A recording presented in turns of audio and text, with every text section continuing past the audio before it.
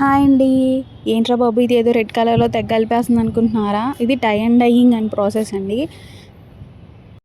Normal dyeing యూట్యూబ్‌లో చాలా videos ఉన్నాయి గదండీ!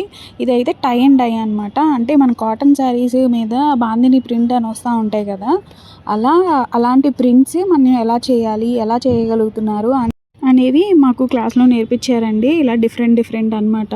కొన్ని ఫెయిల్ అయ్యాయి. కొన్ని బాగా వచ్చాయి. అంటే టైయింగ్ అనే దాని మీద డిపెండ్ అయ్యి ఉంటదనమాట. టై చేసేది మనం టైట్‌గా చేయాలి.